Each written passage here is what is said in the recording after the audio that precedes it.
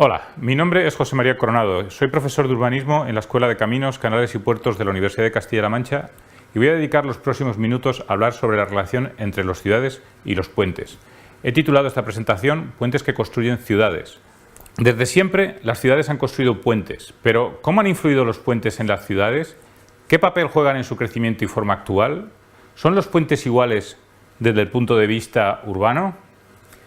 Desde que el hombre empezó a habitar en comunidades, las márgenes de los ríos han sido un sitio privilegiado para ubicar asentamientos. El río proporciona agua, pesca, unas riberas fértiles, una vía de comunicación, puesto que se navegaba en los ríos, y además, en muchos casos, una importante barrera defensiva.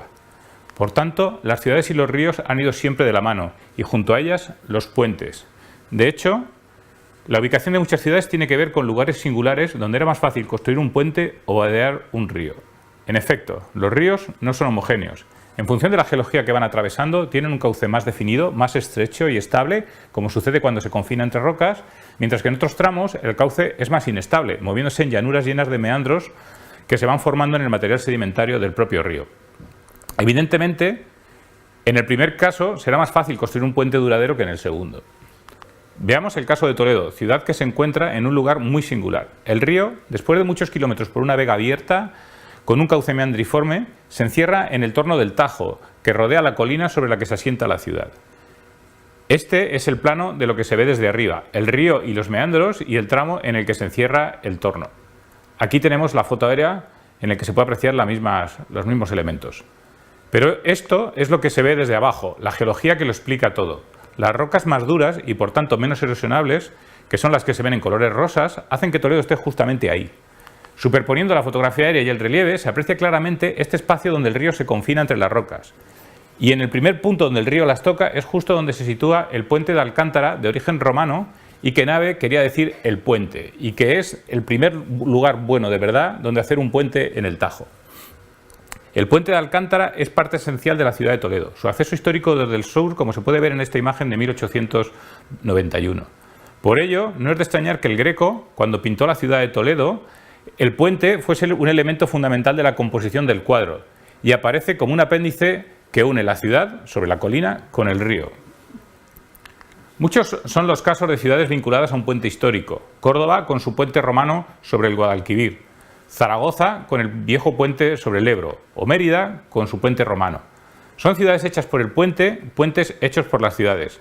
En muchos casos, como se ve claramente en estos viejos planos que estoy utilizando correspondiente a la primera edición del Mapa Topográfico Nacional, que datan de finales del siglo XIX, se trata de puentes centrales, únicos, que claramente dejan la ciudad a un lado del río, aunque al otro pronto aparecerán barrios llamados arrabales.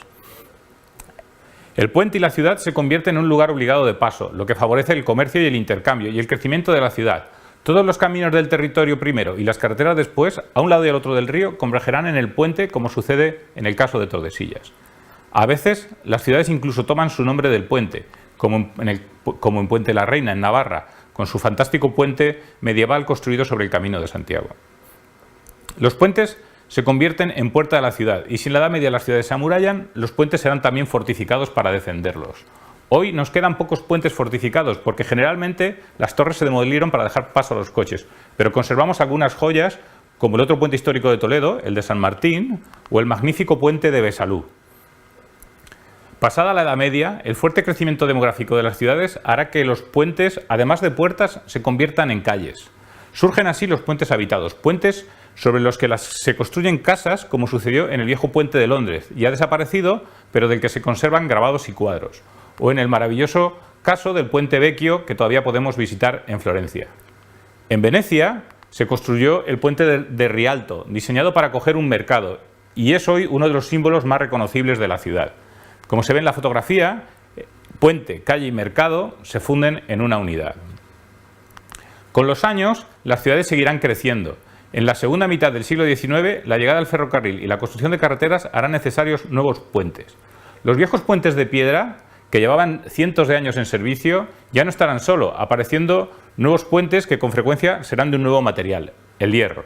Así sucedió en Zaragoza, donde a unos escasos metros del puente de piedra se construyó un puente de arcos metálicos superiores, una tipología que proliferó en las carreteras españolas de finales del siglo XIX, o sucedió de igual manera en Sevilla, donde una patente de un ingeniero francés, Paul Onsot, se utilizó para elegir el fantástico puente de Triana, en el lugar que históricamente había ocupado un puente de barcas.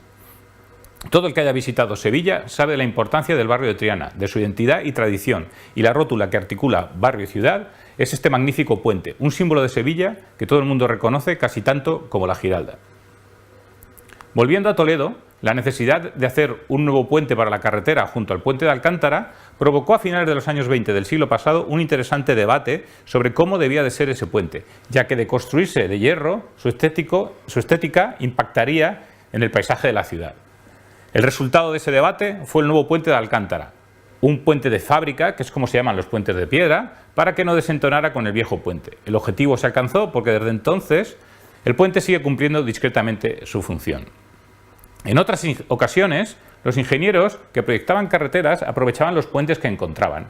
Este plano corresponde al proyecto de la carretera de Ciudad Real a Navalpino de 1880 y permite ver con tinta negra cómo era el viejo puente de Alarcos en la época. Un puente de origen medieval con un ligero lomo de asno, que es como se llamaban los puentes más elevados por el centro que por los extremos y que curiosamente se localiza en un punto geológicamente similar al puente de Alcántara de Toledo.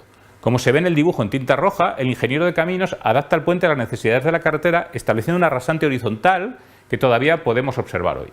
En el último siglo, las ciudades han crecido mucho y el número de puentes se ha multiplicado, de manera que en las grandes ciudades con río, como puedan ser París y Londres, los puentes permiten establecer una cronología de su crecimiento. En muchos casos, estos puentes urbanos, ya sean viejos puentes de piedra como el puente de Carlos de Praga, o los modernos puentes levadizo de Chicago, se convierten en hitos que identificamos con las ciudades, a las que sirven y representan. En España seguimos construyendo puentes urbanos, para cerrar anillos de circunvalación o para facilitar el desarrollo de nuevas áreas de la ciudad. Por ejemplo, en Zaragoza, la Expo del Agua del 2008 sirvió para urbanizar un meandro del río ya bastante alejado del viejo puente de piedra, y para ello fue necesario construir nuevos puentes, como el puente del tercer milenio de Juan José Arenas, una obra que pudimos visitar con los alumnos de la escuela por aquel entonces, o el peculiar pabellón Puente, más cerca del edificio que del puente, inspirado en los puentes habitados. Además de extenderse hacia nuevos suelos al otro lado de los ríos, en la actualidad las ciudades están recuperando sus márgenes como espacios de esparcimiento, nuevas zonas verdes que recorrer, andando o en bici, y que los ciudadanos, ávidos de este tipo de espacios, convierten en zonas de intensa actividad que sirven de extensión a sus hogares. Los ríos ya no solo se cruzan, sino que se recorren, y para ello es necesario conectar peatonalmente sus riberas para cerrar circuitos. Las ciudades se dotan entonces de singulares pasarelas para peatones, como el Puente del Milenio de Londres, que permite caminar entre la Catedral de San Paul y la Tate Gallery, o las nuevas pasarelas sobre el Manzanares en la operación de soterramiento de la M30 y la creación del Parque Lineal de Madrid-Río, o esta fantástica pasarela Pedro Arrupe del ingeniero Fernández Ordóñez en Bilbao. Por último, el desarrollo de la ingeniería estructural y de los materiales ha permitido también construir puentes de grandes luces.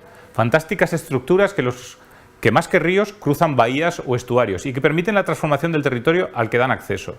Puentes como el Golden Gate en la entrada de la bahía de San Francisco o el puente 25 de abril en el estuario del Tajo en Lisboa, más que puentes urbanos, son puentes territoriales que conectan ciudades entre sí en lugar de ciudades con barrios o arrabales. Puentes magníficos que configuran los territorios y que se convierten sin duda en hitos de las ciudades que todos reconocemos. Las ciudades siguen construyendo puentes, creando hitos que incorporamos a nuestra memoria colectiva, que el cine incluye en sus decorados, como el Greco incorporó el puente de Alcántara en su pintura de Toledo. Muchas de las películas de Woody Allen son un fino retrato de Nueva York y en ellas sus puentes están siempre presentes, casi como un personaje más.